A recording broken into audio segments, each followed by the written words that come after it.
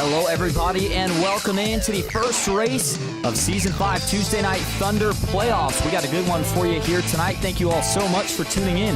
You are watching Austin Green on PGR eSports. Qualifying is complete, and as I just mentioned, it is a big night tonight. First race of the playoffs and first race in the round of 16. We'll talk more about your playoff drivers and who is in the fight for a championship after we get through tonight's starting grid. So let's head right down trackside and get a look at your pole sitter. Richard Elliott puts down a double.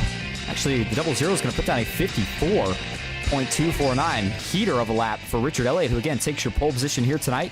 On his outside, starting in second for RMR Esports, it will be Cody Nagels. Landon Veliky back in third with Joe Herda in fourth. Matthew Baker starts in fifth. Trevor Osborne off in the sixth spot with Ethan Eckert back in seventh.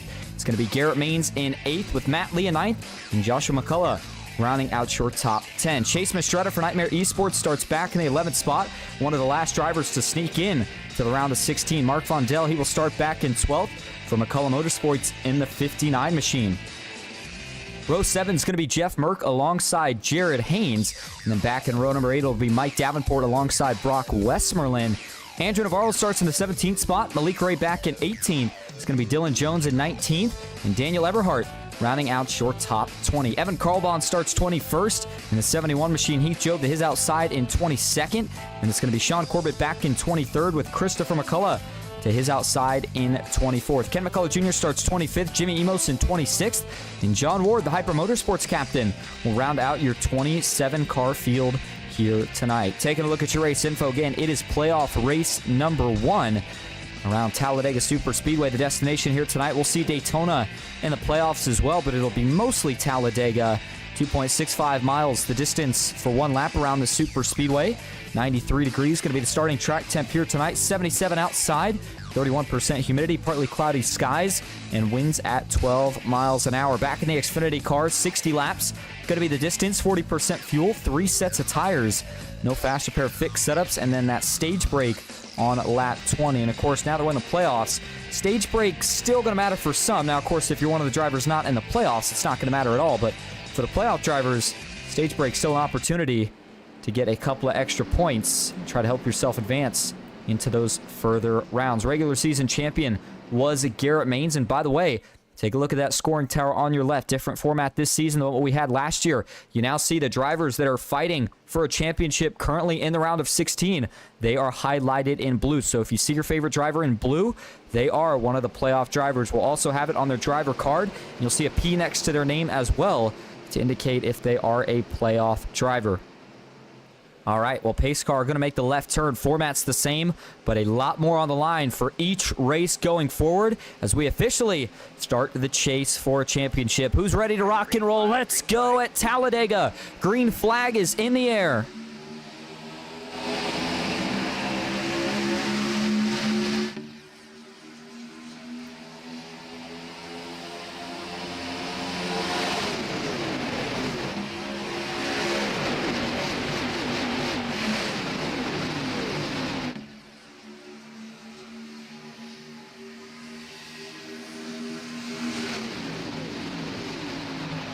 Field still working their way up to full pace for the first time here tonight as it's Richard Elliott in the 0 who leads on the inside. He's getting pushed by the 62 of Landon Veliky. Cody Nagels currently leads on the outside, and that number 6 Nightmare Esports Chevy Camaro, and he's going to have to do some pushing now.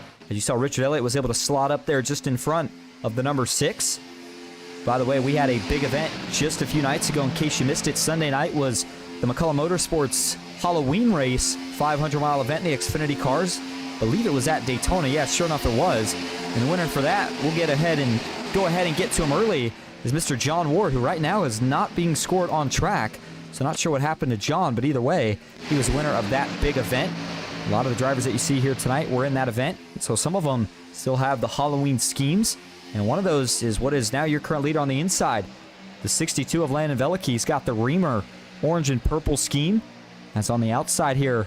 The Ground 00 machine. Richard Elliott back clear. I'll tell you what, Richard Elliott, this is a really, really strong start to the race. This is, we've seen him get the pole before, but this is obviously the first pole we've seen in a few weeks. And, for Richard Elliott, what a time to get it. And he might be trying to flip the strategy of how he runs this race to kind of just trying to be as aggressive as he can pretty much the entire way through.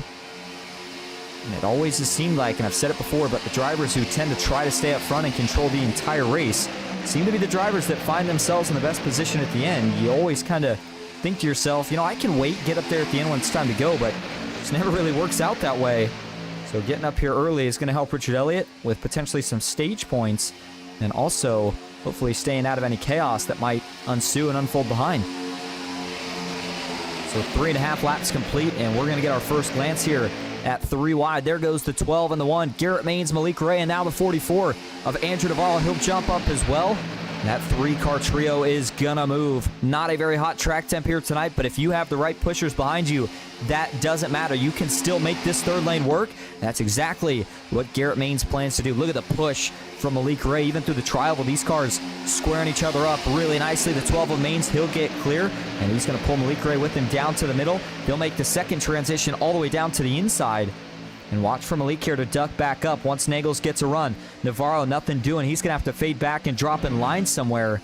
But if you're Malik here, you're going to try to take advantage as soon as you see that 6 of Nagels get enough of a run. And there he goes. Malik Ray's going to jump to the outside. Nagels will give him a big push down the Alabama gang back straightaway. Further back, you saw briefly there, Christopher McCullough in the 94. Going to help out Andrew Navarro. He'll pick him up. And they are still 2 by 2. That third lane got rolling. It got rolling quick. Got a couple cars to the front. And then just as quickly as it formed and kind of did its damage, went away. So we'll see if that encourages anybody else to try to get this third lane going or not, as we go a little bit further back and hop on board here with the current 10th place running machine of Matthew Baker. Baker, one of our onboard views here tonight, as you saw him jump up to the top. And he's going to line up here behind his NBG Motorsports teammate, Jeff Merck. So watch for these two to make a move. As boy, Baker gave a big shot to Jeff right there. I don't think that's what he wanted to do, and you see the little smile. I think he was saying right there on the driver cam, my bad, my bad. And now he's going to try to square Jeff up again, see if he can't give him another push. Watch for these two to try to go 3 wide. There goes Jeff Merck. He's going to dip to the outside. Matthew Baker trying to get a big push to square him up on this outside line here. Can he make it happen? They rocket off at turn 4 and no move yet. Oh, man, there they go. They're going to wreck in front. Who's going to be able to dodge this one here? Can they all save it? We still got a couple cars trying to hang on back here. And it looks like they're all going to save it. That was the 89 of Trevor Oswornoff, who had that big moment further up front. Is everybody else okay? It seems like they are. Wow, what a close call that was. With 6 laps complete, I thought for sure that was going to be our first big one of the night, but somehow, some way, everybody held on. And oh my goodness. Well, let's go back and look at this one. Wow, was this close? And I believe it all starts just ahead of Jeff Merck. It's going to start with Matt Lee, it appears. And so watch the 04. Let's see what happens here. We'll go actually to the blimp cam here and see if we can show you a little bit of a better angle. All right, so here you go. Watch Matt Lee here, the 04. He's just going to be on the inside here, Jeff Merck. Is he going to try to jump up? Maybe a little bit of a late move. Let's see. There's a bit of a stack up. Oh, that's what it leads to right there. There's a bit of a stack up front. So this is a couple things. Watch this again here from this same angle. So you see Matt Lee in the 04 running just ahead in a lane down from Jeff Merck. Watch the checkup up ahead. You're going to see some fire out of the pipes here. Most notably, right here. There's that big stack up. Oswornoff, fire out of the pipes, has to get out of it. Matt Lee runs into the back of him and is, kind of part of the byproduct of running into the back of him there, shoots his car up the track just a little bit. And as that does shoots Lee's car up the tracks, he's trying to dodge Ozernoth. Jeff Merckx there gets into the right rear of Lee, and that turns him down, gets back into the 89, and Matthew Baker runs flat into him with the left front. Somehow they save it, and then Trevor Ozernoth, what a wicked save for the Jack Shack driver as well, as he somehow also holds on. And you see Dylan Jones, Mike Davenport taking a little bit of a detour here through the grass to make sure that they can avoid it. So what all that did is separated this field a bit now, as we've got a lead pack and we've got a second pack. Here's what the lead pack's currently looking like. Still 2x2 up front. Malik Ray and Cody Nagels, Garrett Maines and Landon Veliky, the two lead pushers. As you go back and take a look at this second group right here, being led right now by Christopher McCullough, who sits in 14th, Keith Job in 15th, and Ken McCullough Jr. 16th, Mike Davenport 17th, 18th, and so far, so good for just about everybody in the wreck except Matthew Baker, who says in the chat, he's toast. And man, didn't even notice that on the initial hit. I mean, I saw he hit the left front, but I didn't realize it destroyed this race car. Let's go back and look at it here. And so this will end Matthew Baker's night. Not the way he wanted to start his playoff run. Watch it from the cockpit view, because I think this is going to show you his steering wheel, and then, of course, the brunt of the impact right there. As he tries to drive away. He's got pretty big aero damage, but I think the bigger concern here is going to be suspension damage, I would believe. Let's see here when he straightens it up. Oh, yeah. Yikes. See that left front wobbling around? Yeah, that is a meatball flag. So for Matthew Baker, that is what cost him to have to go into the pits for repairs. A tough break. I'm not sure if we'll see him return to the racetrack or not, but even if he does, he is going to be multiple laps down. So again, that is a really tough break for one of the championship favorites coming into the playoffs. So Matthew Baker is going to have tough tasks next week, as he's going to have to really play catch-up. Maybe gets himself in a must-win situation, depending on how things play out. But we are now officially a sixth of the way through this race. 10 laps complete. Stage break still set to be at lap 20, as now we're going to see the 12 of Ethan Eckert and the Green Bay Packers Ford Mustang jump to the bottom of the racetrack. And for the drivers that were kind of involved in that incident that are in a pack by themselves, the unfortunate side of it is that you're not going to have a chance to really fight for stage points now. But maybe the more fortunate side of it is that, ideally, you'll be able to keep the car clean here, at least until we do get to the end of this stage. And they still technically have a chance to catch up. You can't rule them out completely, but I mean, for Christopher McCullough here, the man he's chasing, Andrew Navarro, sits about 9 seconds back from, and that gap hasn't really closed. So I just don't think they're going to be able to get there with the laps we have remaining unless they start picking up, near potentially over a second a lap. Either way, that guaranteed caution going to be kind of the lifeline here tonight, as Nagels from the top to the bottom got a push from his Nightmare Esports teammate. And how about Joe Herta? Good to see him back here tonight. Of course, Joe got himself locked into the round of 16 after winning a race here at Talladega. I believe it was Talladega. Of course, there's only 2 tracks we go to. Well, we went to Atlanta once, but Talladega, Daytona make up the rest of the schedule. Either way, the point is, one of the Jack Shack veterans found victory lane this season. And so for Joe Herta, he's hoping that he can do it again here for the second time, but maybe the more important time, which would, of course, be during playoff time. We'll have to see how it pans out for him here tonight. And then we talked about Ethan Eckert finally grabbing that first win at the end of the season after trying, getting so close so many times, things not working out. Not the case anymore. Ethan Eckert is now a Tuesday Night Thunder winner and a round of 16 playoff driver. Jared Haynes for the Jack Shack. He's still sitting in this lead pack. Got a good-looking Halloween scheme on the JSR machine. Behind him, Chase Mistretta in the 8 for Nightmare Esports. And I'll tell you what, Nightmare Esports, I feel like you kind of get an advantage when it comes to making Halloween schemes when your team's name has the word Nightmare in it. So we saw some really good-looking schemes for them during the Halloween race. Of course, didn't quite work out for them as much as they would have liked, but we'll see if Nagels, who's not a playoff driver, can put Nightmare back on top with potentially a win here tonight. He's another one who's came pretty close this season, just hasn't quite found that victory yet. As you saw the one of Malik Ray with a big wiggle there down the short chute into the tri-oval, but he was able to save it. 13 of 60 laps now complete. Coming up on the first lapper of the night, and it looks like it's going to be the 98 of Jimmy Emos. So for Jimmy Emos here, they'll go by. The 98 loses a lap, and he will join Matthew Baker and Logan York. Actually, Logan York the first car a lap down. I'm not sure how he fell a lap down. But you see the O2 right now drafting with the 4 of Brock Westmoreland. So those two hoping that they don't lose another lap. Right now they're about half a track, maybe a little bit less than that behind the leaders. And so I believe they'll be okay here as long as they stay together in terms of holding out until we get to the end of the stage rather. Now we do still have a green flag pit stop that we are expecting at some point here.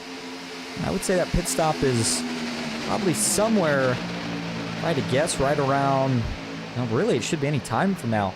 I mean, 40% fuel, these guys have got to be getting pretty close. And so it's more so a question of when do you decide to go and who do you decide to go with. I think either this lap or next lap is when we'll see majority, if not all of these pit stops right here from this lead pack. As again, 20 laps is about 50%. These guys only running 40, so I would think about 16 laps or so, somewhere around the max you can go. And boy, a lot of wiggling now on the bottom of the racetrack. Nagels was able to slot in line. And here we go. Let's see if anybody peels off at turn 4 this time. And sure enough, they will. Further back, going to be the majority of the group that decides to go down. Cody Nagels, Landon Velicki, Ethan Eckert, who dives it in very, very aggressive on the inside. But it looks like 12 car gets in clean. Further back, the 8 of Mistretta and the 71 of Evan Carlbon, all bringing it down to the pit. Second group, no takers. Very interesting strategy call right there for Christopher McCullough, Joshua McCullough and company, deciding to stay out. I thought for sure they'd match whatever the first group that decided to pit would do, but that's not the case. So for Nightmare Esports here, they've got 3 out of their 4 teammates. They're going to try to get lined back up here pretty quickly. Eckert comes out second. Nagels still leads them. And they're going to have to get together real quickly, I'd say, here, because up front, we're going to be seeing some more pit stops here from the rest of the lead pack this time around. There goes Malik Ray. Garrett Maines will follow. Richard Elliott, Jared Haynes, Jeff Merck, Navarro, and Joe Herta all going to also peel off as well. A couple of lockups further back. Oh, man. Hello, Navarro. Big overshoot for the 44 and big-time trouble as well. Navarro misses pit road. And I got to believe this is going to be a penalty for the 44. We'll see here when he brings it to his box, but I just don't see any way that's not a penalty. He was absolutely flying into the pits right there. Then the next question is, do we see that second group pit? Yep, sure enough we do. It looks like they get in a little bit better than what we saw here from this front pack. And so for Andrew Navarro right here, still sitting in the pits for now, waiting to see if he's going to be able to get out. And, well, he did. Wow. So how about that? A little bit surprising. I mean, I know he lost himself time by getting into the grass, but I'm just shocked that the 44 didn't get a penalty here. Let's watch this. He was flying in here, and I wonder, I'm going to watch it from his cockpit view, if he realized he was going to hit a couple of the drivers, and that's why he overshot. Let's see. Big downshift on the brakes, No, he still locks it up big time at the end. So he was trying everything to not speed. And so that makes it even more nerve-wracking when you see just how close it was to him collecting quite a few here. Let's watch this from the chopper view. And he's just trying to get all he can get. Malik Ray in the middle, Garrett Maines up top, and he shoots across the nose of both of them right there before locking it up big time. Got to think that gave a little scare there to Malik and Garrett, but they were able to get through it clean, so they're okay now. As we see Daniel Eberhardt, Dylan Jones making their final stop. You would presume that they would come out the furthest back of everybody who is already pit, as they're currently working their way off the pits now. And sure enough, you see the leader, Cody Nagels, working off of turn 2, as these two are still trying to get back up to speed. And so now the race is on for the stage. It'll be 3 laps to go. When they cross the line this next time, Cody Nagels still leads them. And it's Ethan Eckert, followed by Landon Velicki, and the 8 of Chase Mistretta in that 4th position. That second group, call them a second group, but they're basically one pack right now, and they're getting ready to be one lead draft. As here comes Malik Ray, along with the 60 of Jeff Merck and the 12 of Garrett Maines. Looks like they were going to try to go with that second, but then when they saw Nagels and company move up, they decided to go to the 3rd. So this is a defensive move here from Cody Nagels and the rest of Nightmare Esports, trying everything to hold off Malik Ray on the high side, but they're not going to be able to do it. Malik Ray is able to pull clear. He'll drop to the middle, and now that's going to leave Jeff Merck, Garrett Maines all by themselves up top right now. Malik Ray's quickly going to have to split high as he saw Cody Nagels drop low. That'll put him back down to a 2x2 formation now. Velicki with a big push to the 6 of Nagels. Nagels going to jump up, looking for help from Malik Ray now. And Malik sticks with him right here, but I mean, if this is coming to the end of the race, I think it's a different story. Now, for the stage break, talked about if you're, of course, Malik Ray, what are you fighting for here? The answer's nothing. He's not a driver in it for points. He's a driver in it for the individual race payouts, at least for this season. So if you're Malik here, maybe he does actually stick with the 6, and he's okay with pushing Nagels here to the stage. But like I said, at the end of the race, when the money's on the line, I don't think one car is going to be quite as patient. Garrett Main's Jeff Merck taking a couple peeks. Look like maybe they wanted to go to that third lane, but they won't do anything just yet. So stay 2x2 for now. The 12 of Ethan Eckert hanging back a little bit, maybe trying to decide which line he wants to go with. And they're going to be at a lap and a half to go right here as they work their way down the backstretch. And if you're the 62 of Veliky, you are telling Nagels, hold out as long as you can, because once you drop down, I will push you all the way home. And for Veliky here, stage point's going to matter a little bit more than Nagels, because, of course, Veliky's a playoff driver. Nagels isn't. So I wouldn't be shocked if the 6 here of Cody Nagels tries to potentially stay on this high side here. But you're going to see Garrett Maines get a little aggressive here. He wants some extra stage points, and he's going to try to get this third lane going. There they go. The 6 of Nagels, he'll get split up top. Watch for Veliky to jump up if he gets clear. And Veliky not going to do it yet. There he goes. Nagels going to jump in behind, but that move was not coordinated well enough. Malik Ray's going to pull clear. Jeff Merck, can he pull clear as well? Yes, he does. Garrett Main's going to be the only driver left out for the moment. Veliky's trying to peel back. He'll drop a lane lower. Merck's not able to cover that. Malik Ray, where is he going to go? As now Nagels jumped back up. Now he jumps back down to help his teammate. And boy, I don't know if that move was it for Nagels, but they're going to have about half a lap to try to sort it back out here. Can Garrett also pull clear of the 62 of Veliky? The answer is no. Now Malik Ray, does he drag Merck to the bottom of the racetrack? Yes, he does. Veliky lining up for a big shot. Merck's got to make a decision. Can't decide if he wants to go up or down. Now he's going to stay to the high side. He'll look 3 wide on Malik Ray. Malik's going to cover back to the bottom. Eckert in the middle. Now they start to bang doors 2 sideways. Veliky saves it. Now he's going to save it again. It is going to be a drag race, but Jeff Merck is going to get the stage win in a thriller. Back to the green and white checkered. Oh my goodness. How about that for your stage 1 finish? Jeff Merck out of nowhere. The last second when everybody started beating and banging. Jeff Merck steals one. Watch this. Let's go back to how this developed. This was almost a wreck. What a crazy save this was by Veliky. Watch it first here from the overhead. Then we'll show you the zoomed in view. So they get a little uneven here. You see Eckert split the middle. Veliky's on the bottom. He gives a push to Malik. Now he gets pushed by his teammate. He starts to get offset. That gets him back into Malik. Now he's sideways. Malik's sideways. 62 washing up the track, trying to save it. Nagels gives his teammate room. So 62 saves it once. He's going to wash up into the 12. He's going to have to save it yet again. They go 4 wide for second, 2 wide for first.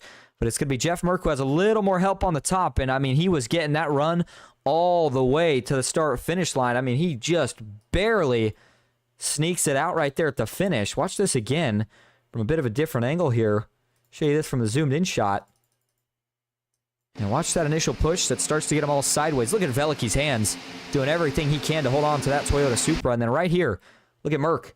Going to get just enough of a run to steal it at the line. How about that one? So Jeff Merck is your stage 1 winner. And as the field will now catch the pace car and come down for tires and fuel, we will take a quick break, but we'll be back. See if we can't maybe get a quick interview with your stage winner. Stick with us here at Talladega.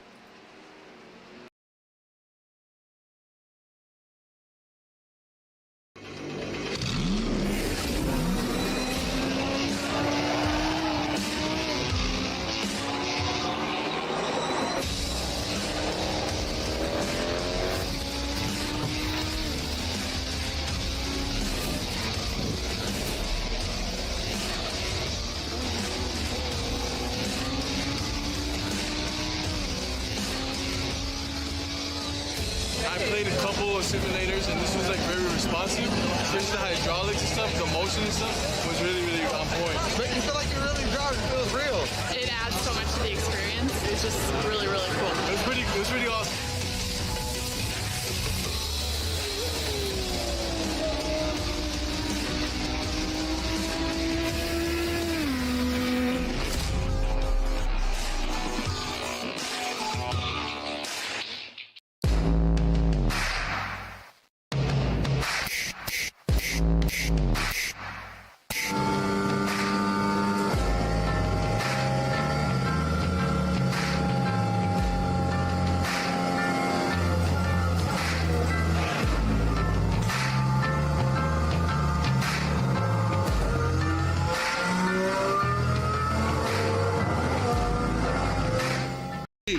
have created our own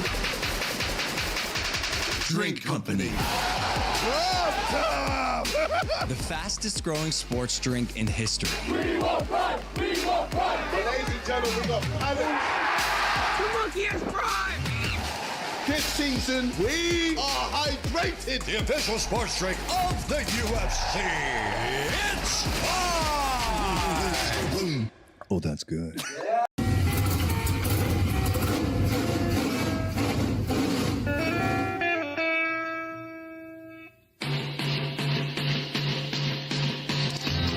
Green flag is in the air. We are racing.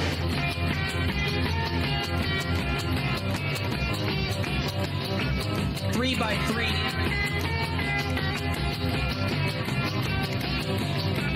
Almost no trouble. Around goes Alex Hill. On into the outside wall goes Hill. They're wrecking big time out back. We're not going to throw a caution.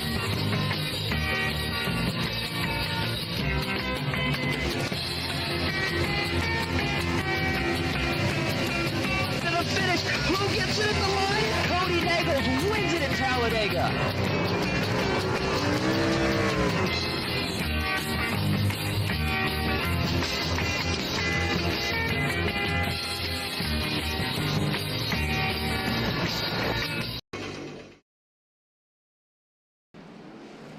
Welcome back to Talladega Superspeedway with race 1 of the round of 16. For Season 5 of Tuesday Night Thunder. Well, again, Stage 1 is complete. If you missed it, Jeff Merck, your stage winner, and he did it in thrilling fashion. Let's see if we can grab a quick word. The stage winner here, and Jeff Merck.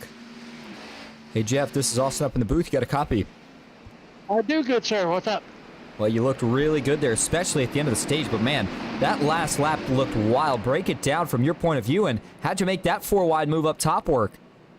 A lot of luck, a good push from Garrett, a lot of stuff going on behind me. I was doing a lot of mirror driving. I thought Garrett was going to die coming through the tri-oval. Whoever's in the Green Bay car, I think, split him 4. And it just killed the momentum out of the other lines, and I had it, so I beat Malik to the line. Well, I mean, I understand the aggression, especially at the end of a race, but for a driver not currently in the playoffs, what was the mindset there of fighting so hard for the stage win? Actually, I am in the playoffs. So they switched it up. Okay, well, there you go. Yeah, I guess 2 of the drivers they let in only made like 8 races. So he let the 2 guys that would have been in. So it kind of one of those flip-flop deals, but it worked out. But I do have to win tonight because I'm going to be on vacation next week. So if I want to make the final 8, I got to get the win tonight. So we're going to go try to get it. Yeah, and I was going to say, it makes a lot more sense than now why we saw the aggression. Well, good moves to get yourself that stage win. You got 1 and 2. Good luck the rest of the way. We'll see if you can bring home the trophy here tonight. I got everybody. Thanks. Well, there you go. Hey, listen, I try to do my job up here in the booth, and tell you what, this week was one of the few times where I was actually proactive and tried to get everything done last weekend. So, because of course I knew, I guess I say last weekend, this past weekend, because I knew I'd be busy this week. Filled in the playoffs with the drivers that said on the poster, and apparently that was not correct. So I apologize for that. That means 2 of your drivers that we have in right now are out. 2 of the drivers we have out are in. We'll go ahead and get that updated for you here by next week, but we'll actually read to you what the newest updated standings are looking like here, as long as I can find them. And again, if I read this and it is not perfectly correct, I apologize. All I can do is whatever I can see. And so I'm looking at it here. The green flag, by the way, is back in the air. Malik Ray, he'll get the lead right here for Malik Ray. Oh, man, some contact between Nagels and Eckert right there. Through 1 and 2, they're both going to save it. That was a close moment. Still 2x2 off of 2. So before things get too out of hand here, let me get back to what I was getting ready to talk about here. The drivers that I, as of now, currently have listed in the playoff. Jeff Merck and Mark Fondell are 2 of the drivers that are being scored as in the playoffs that we currently had out of the playoffs. And so then look around to find 2 drivers that are in that are not supposed to be in. And looking around at who that might be, I'm not exactly sure right here. It's a little tough for me to find unless they decided to add a round of 18. Oh, yeah, well, that answers that question. It says round of 19, so much for the round of 16. Man, what a mess. Again, we'll get that all sorted out for you here by next week. The other driver that it appears was also put in the playoffs that we don't have here tonight was Evan Karlbahn in the 71. So the round of 16 has now jumped to the round of 19.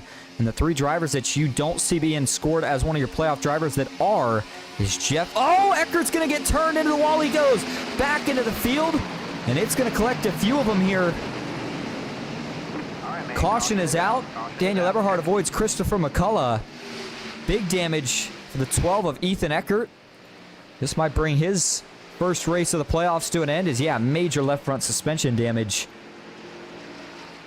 So Ethan Eckert is going to have to go in for repairs here, but this is going to end his night. That car is crab walking all over the place.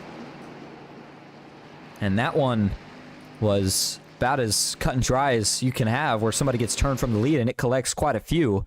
Let's back it up here and see what gets him turned. Is it a bad push, or is it an okay push that just goes wrong here for Eckert? Let's see. Watch it here from chopper view. And for Veliky here, push on the back bumper. Does he get him a little offset? Oh, he does. It's kind of interesting, though. You saw that little jump right there, and I'm not sure what that was. Watch it again here. I'll see if I can play it slow to see, but watch this car jump. You're going to see Eckert get a little offset here from the front bumper of Landon Veliky, and then there's going to be a little jump. Watch it right there. There's that little jump, almost like a little something that shoots that car to the right, and then at that point, Veliky's already offset right, so it just kind of finishes the job, and then after he bounces off the outside wall, comes back down, gets clobbered by Mike Davenport, and then really clobbered by Christopher McCullough, who had nowhere to go. So the 12 car is going to slide down to the bottom of the racetrack, and you see him crab walking away from the scene of the accident. Again, big damage for the 12 of Ethan Eckert, and then show you this here from a couple different angles. Watch this again. But this time, we're going to show you what it looked like from the cockpit of Landon Veliky, who actually ran into the back of Eckert. And watch how he gets just slightly offset here as this run goes on. Gives him the push, has him square, but then right there gets a little offset right, and then from there, the rest is kind of history. And you know that Ethan Eckert's not going to be too pleased with that one because his race is done. And Veliky wasn't doing it to be malicious. Veliky's trying to help him get clear of the lead, but it's kind of that risk versus reward here, how much pushing you do versus how much risk you have if that car were to get turned around. And for Eckert there, that is a huge, huge moment and a huge, huge complication and, I should say, implication on his playoff chances and advancing to the next round. There's the big hit. And then watch everybody scatter here. Davenport tags him in the left front, so you know that gives pretty good damage to Mike Davenport. You see the 7 of Jared Haynes. He's going to go for a spin here. I believe Haynes actually saves it. Uh-oh, never mind. Bounces off the inside safer barrier. So that's the damage for him. And then we saw Christopher McCullough, of course, who also not able to avoid it. Piles in with nowhere to go. Watch it from his view. As this was after the incident had happened. But watch this. He's going to be drafting behind his teammate here, Ken McCullough Jr. And then he's going to see it. Ken McCullough Jr. decides to dive low. Chris goes high, and once he peeled up high, I mean, there he was. There was just nowhere to go. You can see it actually from this view. This is always a scary one as a driver because you can't see it there until the last second. Watch this. He sees Ken start checking up, so he decides to dive high, and fortunately, that's right where Eckert was positioned on the racetrack. And then, how about this one here from the backstretch cam? Exactly. You see the tire tracks right there of how Eckert got turned. Right there. And then there's the mad scatter out back. 1, 2, 3 cars in total, it looks like, that actually had to drive around to avoid that. And so it looks like, after that, for the most part at least, everybody gets it sorted out. That one's going to end potentially a few nights, most notably Ethan Eckert and Christopher McCullough, at least it appears for now. So as we go back live, up front leading this race is, well, it was Malik Ray, but he's in the pits, so it'll now be handed over to Cody Nagels. Then you've got Landon Veliky in second, Joe Herta back in third, Chase Mastretta in fourth, Malik Ray fifth. Then it's Garrett Maines in sixth with Heath Jobs seventh. Now Sean Corbett's going to move up to seventh, Evan Karlbahn now eighth, Matt Lee ninth, and Richard Elliott, who's in the pits, currently rounding out your top 10. And so lights are going to go off on the pace car. That means we'll go back to racing this time, and it'll be 31 laps to go as we do so. By the way, for anybody just tuning in, we appreciate you being here. For anybody that's been tuning in or is just tuning in, I want to give you one more reminder on this playoff round of 16 update that we pretty much heard kind of live from Jeff Merck. So here's what happened. And I don't know the full details, but basically you had an incident where you had 3 drivers that I guess should have been in for the amount of races they made versus maybe some drivers that shouldn't. Either way, the best way race control decided to kind of mitigate the issue was instead of the round of 16, it has now been declared as the round of 19 with the 3 additional playoff drivers being Jeff Merck in the 60, Evan Carlbahn in the 71, and Mark Von Dell in the 59. So again, I know they're not highlighted on the scoring tower here tonight, but remember those names and keep an eye on them, especially Jeff Merck, who we heard say that feels like he kind of has to win here tonight since he'll be on vacation next week and won't be able to get any points in that one. And then for Mark Von Dell and Evan Carlbahn, you got to feel like they're in a pretty similar position being at the bottom of that board. And, you know, when it's jumping from the round of 19 to the round of 8, that is a lot more positions that you have to try to jump in points to just a couple races when you're that far back. So that's why, you know, getting that win in your end is so important here if you're one of these guys that are in the back half of the round of 16 right now. All right, so in terms of pit stops, still expecting, looks like at this rate, it's going to be at least 1. I don't believe it's quite going to be 2 anymore, though, as you figure they can make it to lap 15. Then that'll be a 1-stopper, 15 and 15 for the fuel runs. So as long as they can make it there, they will be good to go with that 1-stop strategy. All right, here we go. The confusion is cleared, and the chaos has as well. Ethan Eckert, after that big incident and the big damage, has, as of right now, retired from this race, as has Christopher McCullough. So we are ready to get back to green flag action. 30 laps complete, and we are officially halfway through playoff race 1. Green flag is back in the air at Talladega. Good restart for the 6 of Cody Nagle. Got a big push from his teammate Chase Mastretta. The 6 quickly going to jump down to the bottom of the racetrack in front of the 62 of Landon Velicki. And Nightmare Esports in well control of the field right here with 3 of their drivers controlling the inside and the top down the back. Andrew Navarro on the outside, 4th car in line. We talked about him having those issues before the stage during that first green flag stop. You got to hope that he's got that sorted out now and won't make that same mistake on the second green flag stop. How about up here in this 3rd position on the outside line? Evan Carlbahn making some headway here in the 71. One of the drivers who maybe flew under a couple radars coming into the playoffs, but again, he's got himself in really good position here tonight, and we've seen it before where drivers and their first win strikes at a track where they need it more than anything. And for Evan Carlbahn, we talked about currently being scored as last in points for the round of 19. He is going to need some magic here tonight. See if he can make it happen. He's got that good-looking PGR eSports, black, gray, and white. Looks like the Las Vegas Raiders on the hood. Paint scheme on his Chevy Camaro. And by the way, Evan Carlbahn is your biggest mover inside the top 10. He is up 15, now make it 16 positions from where he started this race at. And the only other one up that many is Heath Job, who's actually, take it back, he'll gain a couple more now. That puts Heath Job up 19 positions, making him your biggest mover inside the top 10. Heath Job, not one of the drivers in the round of 19, but he is representing Hyper Motorsports, and he does have a couple teammates now starting to make their way forward. Sean Corbett in the 45 on the inside. You see him now starting to creep into the picture. John Ward was supposed to be in the race here tonight, but due to some sort of issue, we do not see him out on the racetrack right now. Speaking of back out on the racetrack, Matthew Baker has made it back out on the racetrack. And, you know, for a driver who is currently in the round of 16 and in pretty good point standing, even though tonight's rough, I like this call by the 5 to not just park it, put it in the garage, and call it for the night because, you know, you figure him being 8 laps down, with Christopher McCullough out, Davenport, Haynes, and Eckert potentially also being out, you know, that's 4 or 5 spots that he could potentially gain right there. And those names that I just listed, that is a lot of, I mean, that's all playoff drivers. So that's one of the keys here for Matthew Baker. And then, of course, the other thing, maybe more important here, at least in the objective tonight, is to try everything he can to help get his teammate Jeff Merck to victory lane. To do that, he's going to have to find him first. And right now, Jeff Merck sitting back in the 14th spot.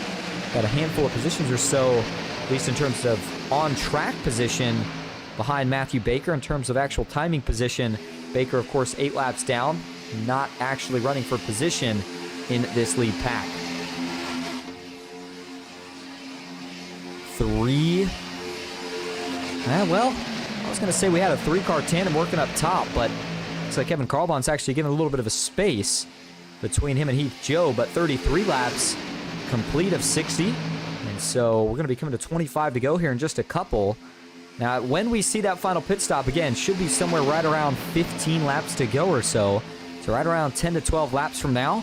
You wonder if that, kind of motivates everybody to keep it calm, keep it nice and clean, and try to get things separated when we get to that green flag stop, or do we see him start to pick up the pace when we get closer to that green flag stop to try to potentially shake some things up front? Maybe a couple guys trying to gain track position. Others maybe saving some fuel right now. Here's Ken McCullough Jr. running just in front of Dylan Jones. There's Logan York in the 0-2 as he's going to jump to the top of the racetrack. And I mean, we could go on and on for hours about the different seasons that some of these drivers have had and, the road to get to this point. For Ken McCullough Jr., it seems like every season of Tuesday Night Thunder, the road has not been easy at all. Ken McCullough Jr. still looking for that elusive first win. As caution, trouble. We got Matthew Baker around. Oh, no. And the night going to go from bad to worse here for Matthew Baker, who I saw with pretty heavy damage on the left front and the hood. Now, that race car, of course, doesn't matter too much to him now, when that he already was kind of out of this race. But if there was, for some reason, any doubt, and there won't be any more, that this 5 car is totaled, he might be able to still get it fixed to come back out. He's going to have to hope his teammate, though, Jeff Merck, was not involved in this one. And for the 60, Jeff Merck, looks like the car's clean, so I think Jeff's okay. It looks like this incident may have started right around Garrett Maines here. Let's go back and figure it out. So they're 3 wide, Garrett up top. Ooh, Navarro pushing. I already don't like the looks of that. Let's see if that's where it starts. Well, looks like it may be. I don't know if there was contact between Garrett and Heath. Definitely at the least net code and maybe at the worst contact. So let's go first here to the aerial shot and find out. So with Navarro pushing on the back bumper of Garrett here, what's going to happen? And I mean, he's barely pushing, if anything. So I'm not, trying to be critical of Navarro here, but just a little bit offset right. And you wonder if that slight push offset right is what sends the 12 of Garrett Maines down the track. Now, Garrett, well, that's arguable because I know that shows a little bit of netcode, and there was. But I got to believe here, even without this netcode, these 2 cars are destined to make contact here with Garrett moving down, of course, off that push. And then once he gets into the 760 of Heath Job, that sends Heath out of control, and it's going to be on from here. The mad scatter, that is, as you see Heath Job go around down the track. Garrett Maines spins out, stays up top along the safer barrier, and it's down low where we saw a lot of the big hits. Trevor Osnoff, look at that car totaled on the front end. We got to find out how Matthew Baker got involved in this as well. Watch it again here. There's Matthew Baker on the 5. You might get a 2-for-1 right here as you see Baker dive low. Oh, man.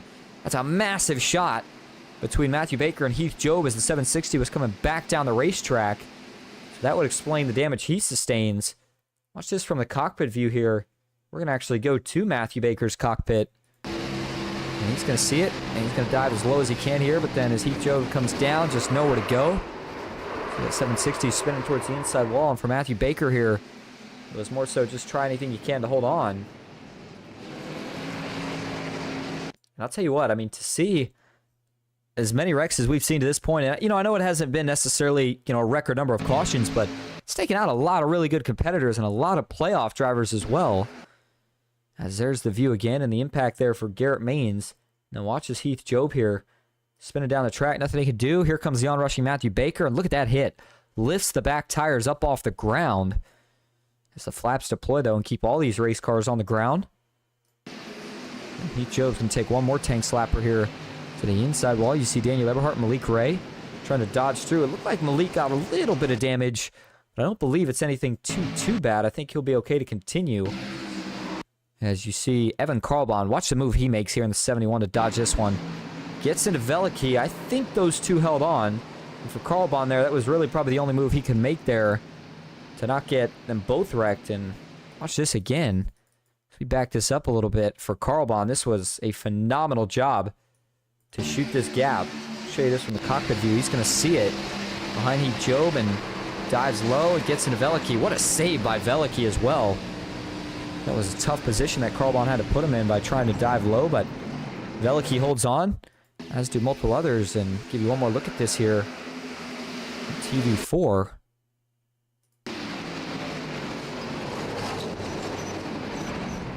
All right, so we'll turn the cameras back live now. with 25 laps to go. It'll be, looks like 23 when they get the green flag again. And Baker, interestingly enough, you see him staying out even with all that damage he sustained. That's because he's really just trying to get as many laps back as he can here. I mean, he's got nothing to lose. You know, maybe these guys get another quick caution. He gets a couple more laps back. It's not a bad idea for Matthew Baker.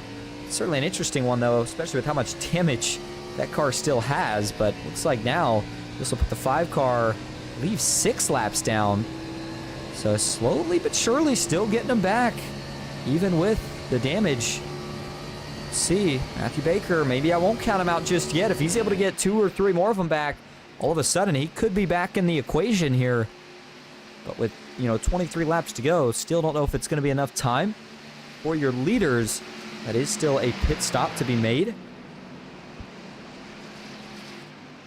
Remember, the window for that final stop isn't going to open until about 15 laps to go, maybe a couple less now, knowing that you, of course, can go that far. That way you're good to go for any overtimes if we have them. And so with 23 to go, up front, it's Cody Nagels on his outside, his teammate, Chase Mastretta. 3 Nightmare Esports cars in the top 3 with Landon Velicki in 3rd. And you've got Joe Huerta in 4th, Brock Westmerlin in 5th, then Carl Bond in 6th, Matt Lee 7th, Jeff Merck in 8th, Sean Corbett in 9th, and Dylan Jones rounding out your top 10. By the way, normally you might be used to hearing Dawson Wise up here in the booth with us. I'm not sure where Dawson is tonight. Last couple of weeks we saw him down racing on track. Didn't hear from him tonight, so got to think he may have been busy with work or potentially out of town. Something of that nature. Either way, next place that PGR eSports will head is going to be Thursday night to, of course, the PGR eSports Intimidator Superspeedway Series, which will be in the next gen at Daytona this week. Actually, it's going to be the next gen, I believe, at Talladega. So make sure you tune in for that one. That's going to be a whole lot of fun. All right, here we go. Pace car going to make the left turn. Cody Nagels will now roll up into the tri-oval, shift down to 2nd gear. He is ready to get back going. So 23 laps to go, still a pit stop in the strategy play. And a lot of money on the line here tonight with the chance to lock yourself into the round of 8. If you can win it, and you are a playoff driver. Green flag is back in the air. 23 laps to go at Talladega. Cody Nagels immediately going to jump to the top of the racetrack here. Now he'll go back down to the bottom, trying to keep his 2 Nightmare Esports teammates as even as possible. And I'm telling you, this is about as good of a position as you could be in here if you're the race leader. You've got 2 teammates behind you, one on the inside, one on the outside. So Cody, to a degree, is going to kind of have free reign here until that 3rd lane really gets rolling. Jeff Merck got checked up off of 2, so he decided to jump to the high side. Daniel Eberhard sees that. We'll see if D3 is able to take advantage here and push this 60 car to the front. If so, will anybody else try to jump out in front or behind? Right as Eberhard gets to the bumper, it's going to get Merck a little bit out of shape now. Merck's going to have to gather it back up. That cost that outside line just a little bit of time, as they are still 2 by 2 for the first 2 to 3 rows right now. And here comes the 05 of Joshua McCullough. He decided to jump to the high side as well. Chase Mastretta ducking out for just a little bit of air right there through the tri-oval.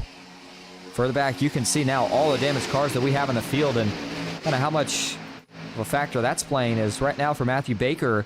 Jared Haynes drafts with the 5 cars. Damaged as this thing is, it's still running decently fast. I'm not sure if they're going to be able to hang with the leaders, but certainly be able to hang around a little while without going a lap down. They're now 3 wide, even for the lead. Big wiggle right there out of Chase Mastretta and Joe Huerta in the middle line. Oh, man, hold on to it. Another close call. Now they're stacking up big time. Everybody's going to try to save it, as it looked like the outside and the inside squeezed each other at the exact same time. Watch this one again. Wow, that was another really close call for Chase Mastretta, who was in the middle line here. He almost got sandwiched. Watch it from the chopper view as they get towards turn 3. Jeff Merck going to get a little bit of a push here from Eberhard that sends him down a little bit. At the same time, Nagel starts coming up. And boy, that was really, really close to being disastrous right there. Heck of a save yet again. Everybody to hold on, but man, I mean, I've seen a couple of these incidents now, and I think that we're seeing maybe just a little bit too aggressive of pushing at this point in the race. You know, you got to make it to the end to be able to fight for the win. You know, with what I'm seeing right now, I'm starting to question how many more drivers in this lead pack are actually going to make it to the end. As on the bottom, you see Nagels and Velicki still tandemed up. Velicki, I don't know if he's trying that new steering ratio or what, but I mean, I'm watching him make a lot of wheel inputs in that race car that's just kind of darting it around just a little bit on the bottom of the racetrack. So as they cross the line now, there'll officially be 20 laps to go here from Talladega. Jeff Merck continues to lead on the high side. He's trying to get clear. And further back, we just saw Jimmy Emos and Malik Ray, maybe with some slight contact in the outside wall. Estretta's going to pull back clear. That's exactly what this Nightmare Esports trio needed. They were hoping the 60 of Merck wouldn't be able to get clear now that that third lane has died. Well, maybe not just yet. Look at that. Joe Herta is going to pull to the third lane from second on the outside. Nagels, though, with the quick counter, the quick reaction, saw that, jumped up, and he'll come to the aid of his teammate as now they stack it up a little bit further out back. Dylan Jones had to check up big time. Garrett had to keep it off of Dylan as well. And man, it just seems like each and every lap here we have had a hold your breath moment. You wonder if these guys ever consider trying to take it easy here at some point until we get to this final green flag stop. If we get there at this point, that's starting to become the bigger question for Joe Herta, though. That 3-wide move did not work out well. Had a little bit of help, but not enough. It was just him and Jeff Merck. Now Joshua McCullough is going to join the mix. And we'll see if that's enough help to get them back towards the front. And so with 19 laps to go, they'll be coming to 18 to go next time. We are going to take what will be our final break of the night, assuming no more cautions the rest of the way. And we'll go side by side so you don't miss a thing. Stick with us. We'll be back at Talladega.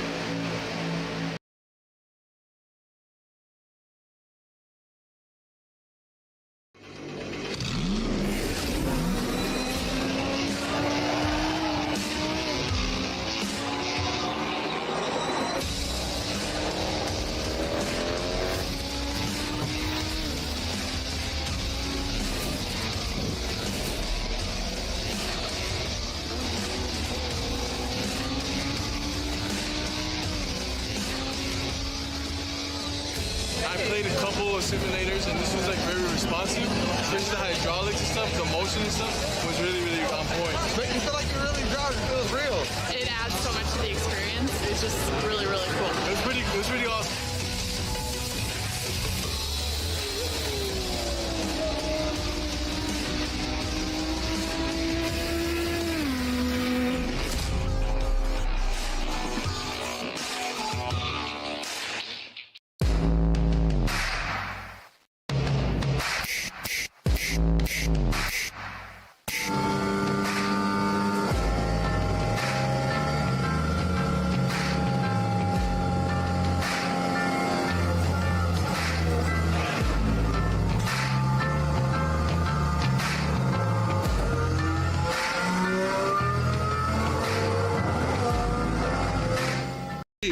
Have created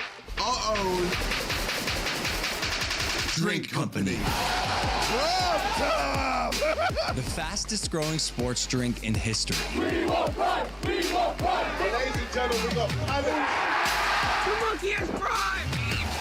This season, we are hydrated. The official sports drink of the UFC. It's time! Oh, that's good.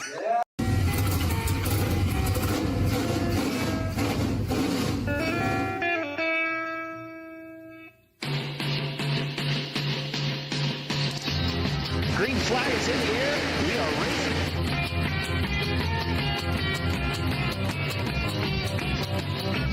3x3.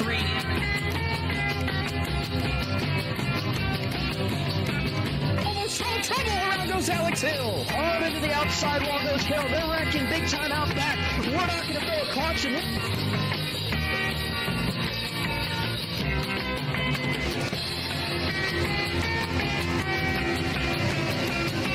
Finish. Who gets it at the line? Cody Nagels wins it at Talladega.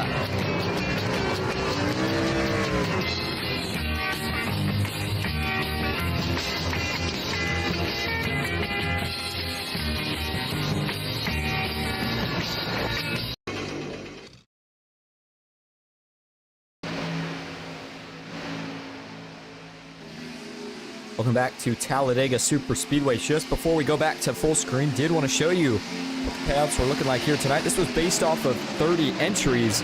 Came in just a little bit short of that, but $250 to first, $200 to second, $100 to third and fourth, and then $50 to fifth. But of course, if you're in the playoffs, while you still obviously care about the race payouts, a little bit more focused on those championship race payouts. And of course, you got to make it there to get that payout, to get those payouts rather.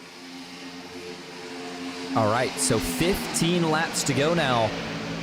Fastest track in all of stock car racing. Going to be 14 actually as they cross the line right here. The third lane has been oscillating back and forth on who wants to lead, who's gone to the front, and just as quickly has been fading out and falling to the back. But right now, Daniel Eberhard, he's going to try to lead the charge. Malik Ray up there pushing him. As you see Landon Veliky work his way back to the middle, coming up on a lap where they're going to have to split the veteran Ken McCullough Jr. 4 wide, but they'll get by without any incident. And that run really, really helped out Eberhard. Look at him push down the backstretch. Daniel Eberhard's going to get clear. He'll jump to the middle. All the way to the bottom he goes. And the 90 finds himself out in front. Malik Ray, what a big wiggle that was for the one cars. He was able to get clear of the middle.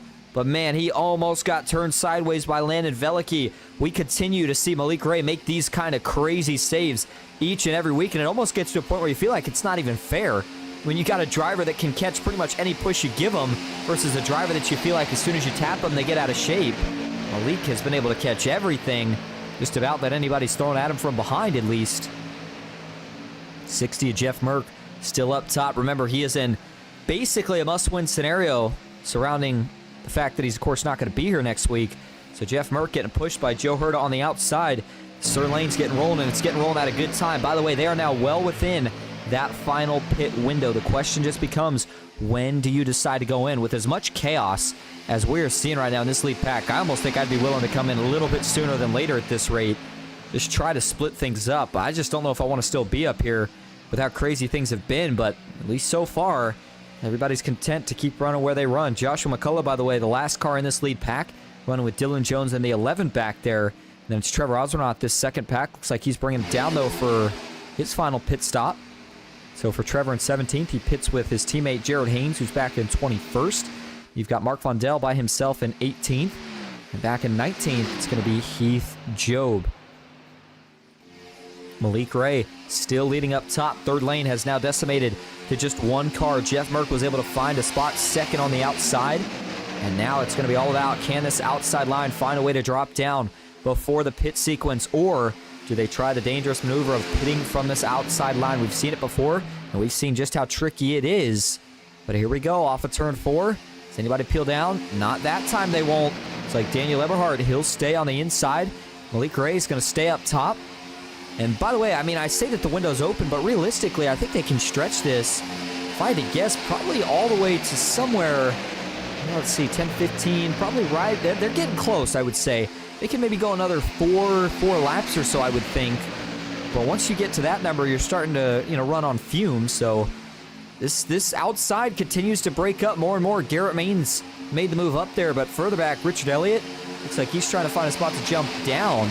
Joshua McCullough will as well, and up front, it's Logan York or Jeff Merck. You're kind of committed to trying to get to the front right here, or just pitting from the outside line. We'll see which one they decide to go with here off of turn 4. Does anybody peel down this time? Yes, they do. Going to be at least one, make it 2, 3, 4. All of the Nightmare Esports cars will make their final pit stop here. It is a big lockup for the first 3. Landon Veliky, Cody Nagels, and Matt Lee. Chase Mastretta follows in a little bit cleaner behind them. Final pit stop here. You executed well on entry. Now you got to make sure you get into your box. Can't overshoot, can't slide through it.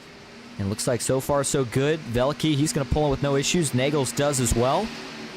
So it'll be no tires, just fuel. The call for all 4 Nightmare Esports cars.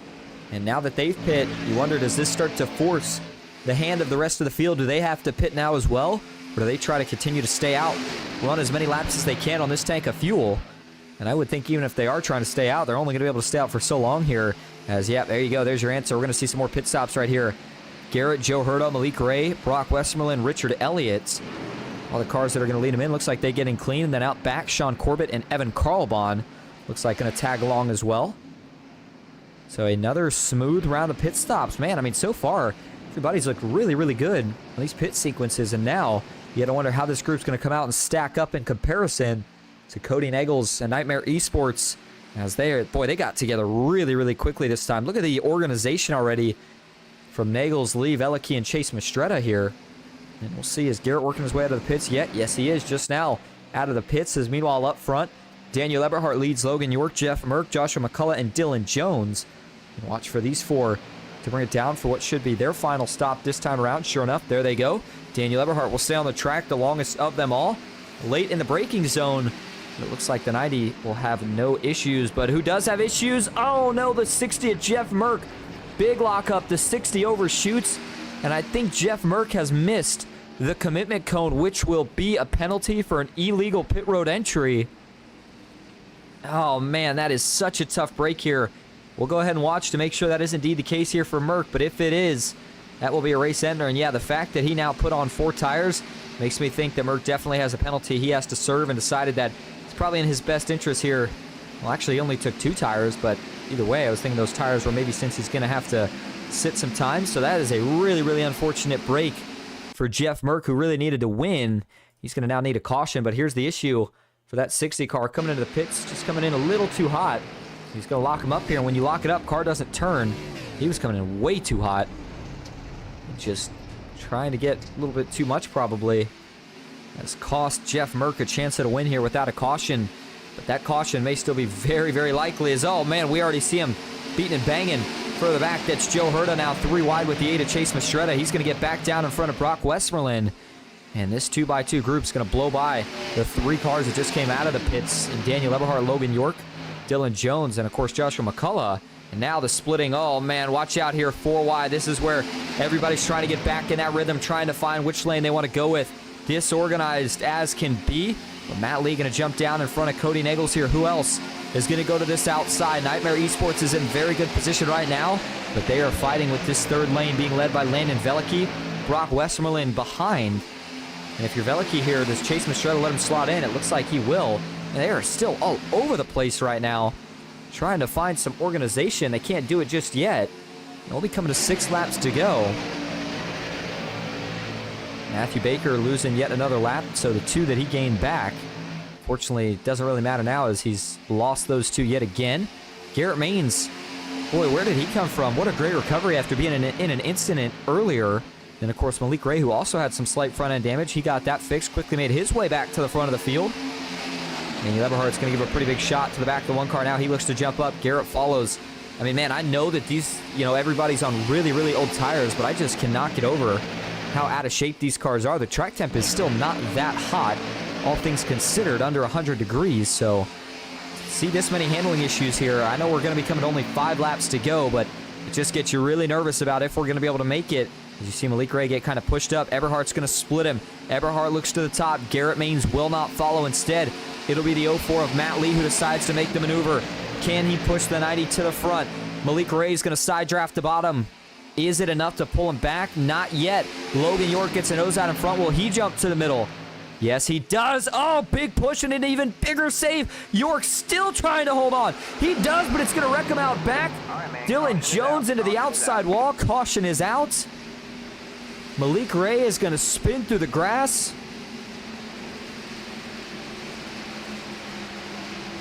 Fourth caution of the night with 5 laps to go. And this will be sending us into overtime. For Malik Ray. Actually, you know what? Let me go a little bit further back. For Logan York. And again, this goes back to what I was saying. I don't even know how I feel about it anymore. I don't know. It's not even realistic to a degree. I mean, it's a phenomenal save. By no means am I discrediting what Logan York does here, but when it's to this extent, it's just not realistic, right? A driver, you can't save a car this way. And so, like I said, it's a phenomenal save by Logan York, but, the crazy wheel ratios are what kind of allow for this, and, I mean, that was kind of a recipe for disaster there as, York decides to make this move up in the corner. Malik Ray's got a big run. He says, all right, I'm not lifting, bud. And, oh, boy, you know what made this worse, though, was the fact that right as Malik gets him here to square him up for a push, right as he gets him to square him up for a push right here, York's trying to correct the car back down the left, so it already gets the back end stepping out just a little bit. And then when Malik pushes him, of course, that's going to amplify the issue right here. But then look at this. Look at the amount of wiggles right here. I mean, this gets ridiculous. At some point, I mean, just keeps wiggling. He's trying to save it. Malik's still in the left rear. I mean, look at York's wheels. Look how quickly they're going left to right, left to right, left to right. And then finally, Malik Ray gets turned down the track kind of as a byproduct of being stuck on his bumper. And it's just, I mean, full speed is what made this really look ridiculous. We'll watch it from the cockpit view, but watch this again here from the zoomed in full speed view. Here we go. Watch the wheels on Logan York. Watch his hands. Look at his hands. And just back and forth, back and forth, back and forth. Just save that race car. And a great save at that. Let's show you the cockpit view now for Malik Ray first, and then we'll go up to Logan York. And for Malik, here's what it looked like, and take a listen as well here.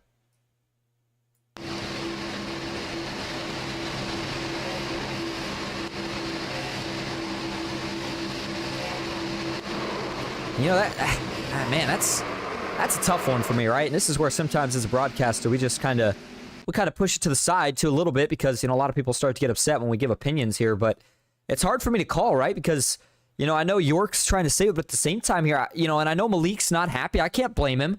You know, York jumping up, and again, I don't know what these guys are thinking, but it almost looks from that view like Malik has a chance to back off York a pretty good amount here to let him catch it, but he just never does. You know, for the most part, kind of stays in the throttle.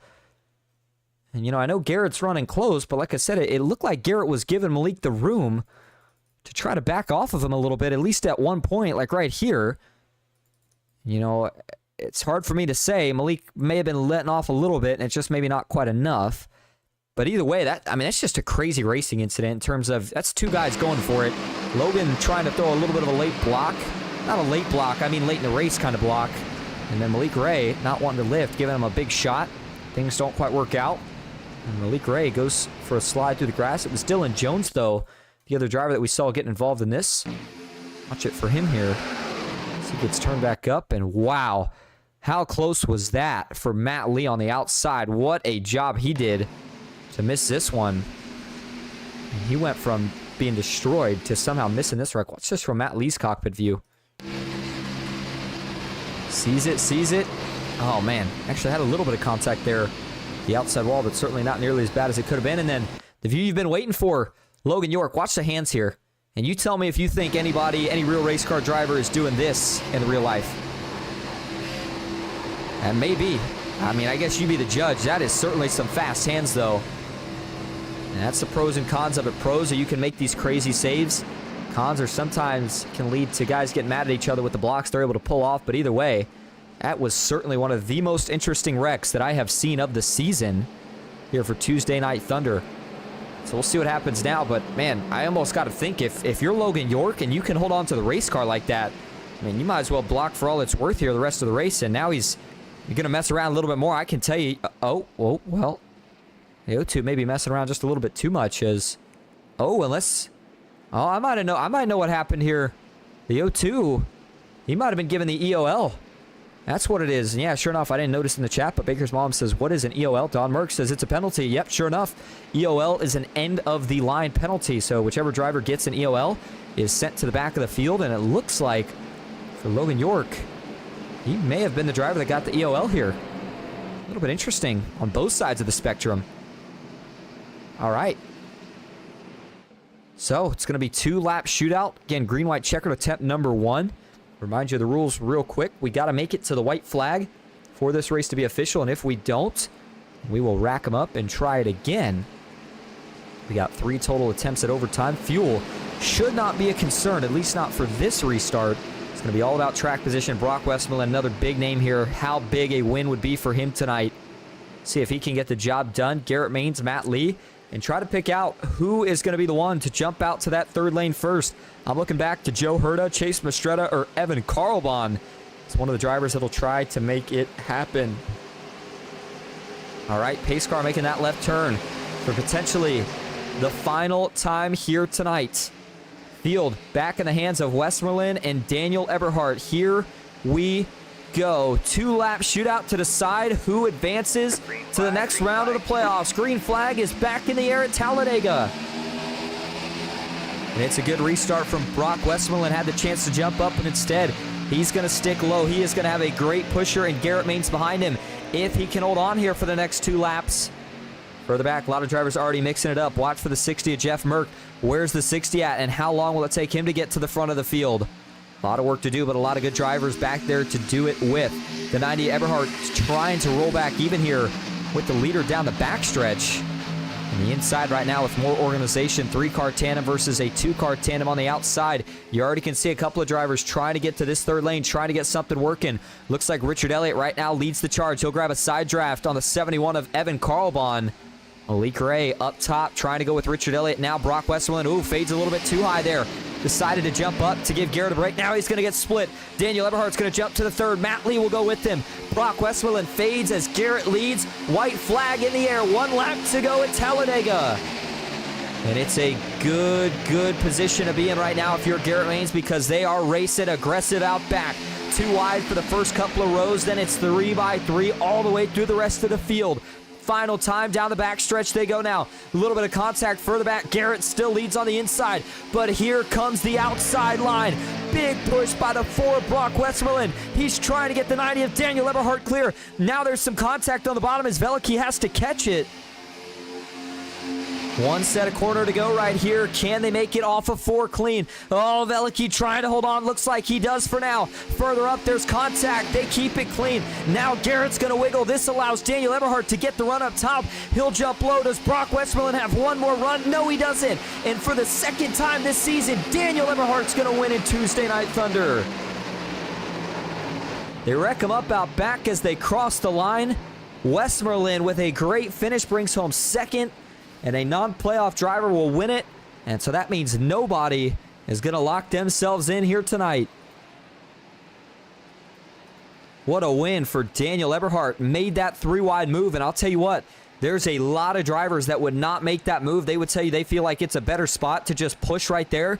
Eberhardt says, I don't think so. Does the more classic style super speedway racing where it's, it's the last lap. If you jump up, I'm splitting you if there's a lane to split. And it worked out to perfection for the number 90 here tonight. All right, so as Eberhard will bring it around to celebrate, let's take a look at the rest of your finishing results here tonight. Brock Westmoreland, again, great run, finishes in second with a good late race effort there. Garrett Maines rounds out the podium. Joshua McCullough back in 4th. Landon Veliky 5th with Matt Lee in 6th. Then it's Joe Herda in 7th with Chase Mistretta 8th. Dylan Jones in 9th and Evan Carlbahn rounding out your top 10. Malik Ray finishes in 11th. It's Logan York in 12th. Richard Elliott back in 13th with Mark Vondell in 14th. Cody Nagels 15th. Jeff Merck in 16th. Sean Corbett in 17th with Trevor Osranoff back in 18th. And rounding out the top 20 here tonight is going to be Heath Job in 19th and Ken McCullough Jr. in 20th. Jared Haynes finishes 21st. Mike Davenport 22nd. Matthew Baker in 23rd. Then it's Jimmy Emos 24th. Ethan Eckert 25th. Andrew Navarro in 26th with Christopher McCullough 27th. John Ward rounds out the field. He finishes in 28th. All right, well, just before we go grab your top 3 here for interviews, I do want to take one look at this last lap. And again, more so this last quarter of a lap right here from off of turn 4 to the checkered, as that's where things really started to get crazy. So Veliky has a moment here, and this is where kind of the momentum starts to get lost for the inside. So watch Veliky here. Does he get pushed by Joshua McCullough? I think he does. Veliky's trying to get a run up, and Joshua McCullough, sure enough, pushing in the corner. And man, that's just... Watch it again here from the chopper view. Show you what I'm talking about. You see the 05 here on the back bumper of Veliky. In fact, see if we can actually go to Josh right here so I can show you a little bit more of what it actually looks like. Joshua McCullough, by the way, looks like... Let's see here. So you see the 05? Yeah, he's going to get to the 62 here trying to push, and he's going to get a little bit offset. That's where things go wrong right there, where he gets a little bit offset of Veliky, and that's going to turn the 62 down. Joshua McCullough gets up into Joe Herda as Veliky comes back up, and then Veliky just not able to regroup in time to give Garrett another shot. Daniel Eberhardt gets clear off the great push. Brock Westmoreland, it's a mad scatter and a big wreck out back, but coming to the line, it is all D3. He is, again, your race winner here tonight. All right, we're going to go see if we can grab your top 3 for interviews. Stick with us. We'll be right back at Talladega.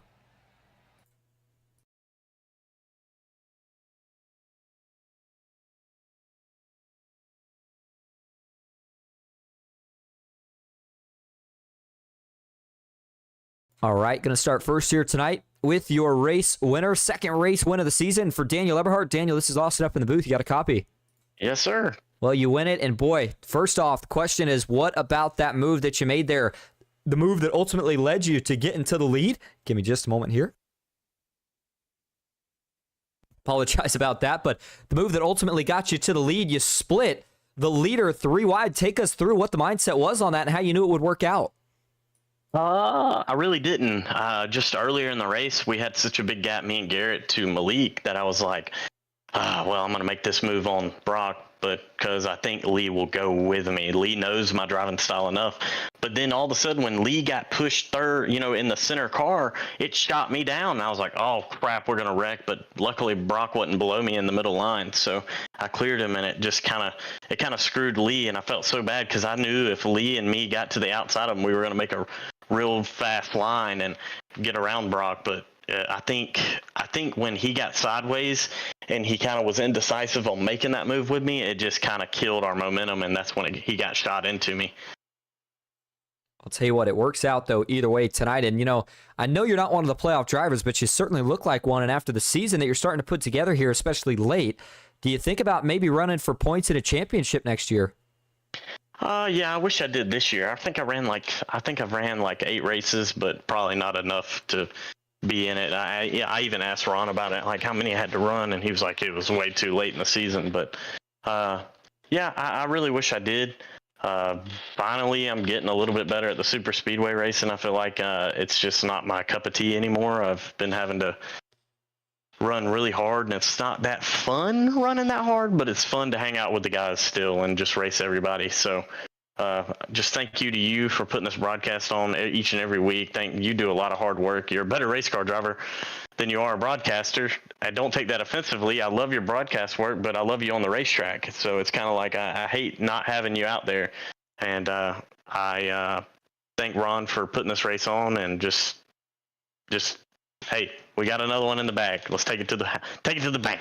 Yeah, another one in the bag and a lot more money to work with. So some house money, as a matter of fact, to play with here potentially for the rest of the playoff races. Well, hey, I know you already got a couple out, but before we let you head out, is there anyone else that you want to thank or shout out? No, sir. That's it. All right, Daniel, we appreciate you talking to us. Again, congrats on the win, and hopefully we'll see you again next week. See you, buddy. All right, and now that'll bring us up to your second place finisher here on the night for PGR eSports. How about Brock Westmoreland? Brock, this is Austin in the booth. You got a copy? Yeah, man. Well, man, how about that second place finish, and you had a shot at the win? What was going through your mind the last couple of laps there? What was the stress level like? Through the roof, man. It was a wild last couple of laps there. I thought I was going to be buried coming out of 4. But I felt like the whole field split me there for a second. And somehow, I think they got a little squirrely when they went around me, and I was able to get back up there to Eberhardt, and I just locked onto him and pushed him to the win.